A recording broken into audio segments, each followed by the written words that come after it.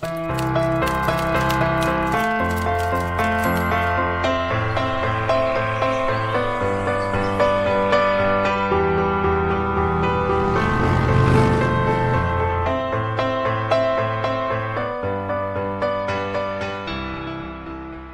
I'm Jeff Zeig, and I'm the founder and the director of the Milton Erickson Foundation. Here I am in Phoenix, Arizona, with another 5-minute video for improving your practice as a psychotherapist.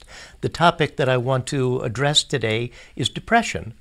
Now, we can think about depression as being something that's really crippling to those who suffer from it.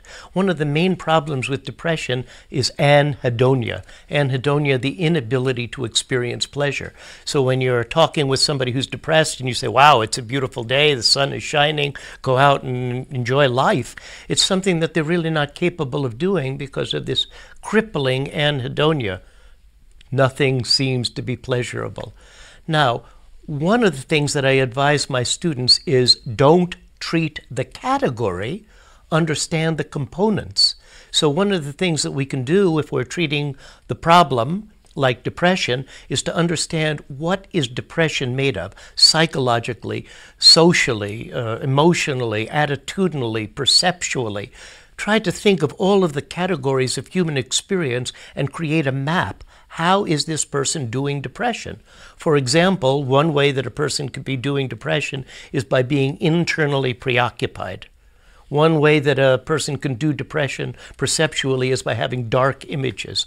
One way that a person can do depression is by having negative thoughts. One way is not to have goals, not to have an orientation into the outcome that they want to achieve.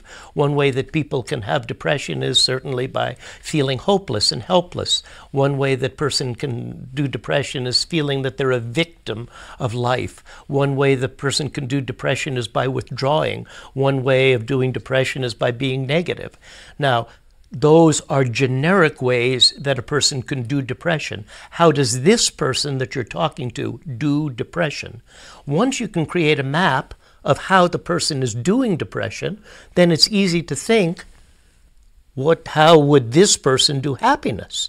If you take the way in which the person is doing depression and you reverse it, then you can think, okay, one way of doing happiness is to be more externally oriented, to be noticing the good things that there are in the world, to have goals, to be connected with people, to be doing things that are meaningful, to become active rather than passive, to be positive rather than negative. Now, every depressed person, no matter how difficult their depression, somewhere in their history, they have done all of those positive things. So then one aspect, one way of doing psychotherapy is to think about waking up the components that have existed but which are now dormant. How can we stimulate this person into being more active? How can we stimulate this person into seeing more of the positive things that exist in the world, being connected, having goals, being hopeful, being a victor in life rather than a victim in life? And then this is a series of using, for example, strategic tasks, or, for example, using forms of hypnotic communication. For example, using imagery. For example, giving people simple assignments about being more socially useful, journaling some of the good things, doing acts of charity, acts of gratitude. And gradually, by redintegrating, now that's a strange psychological term, you redintegrate a state by a series of partial cues. You create enough partial cues so that the state emerges.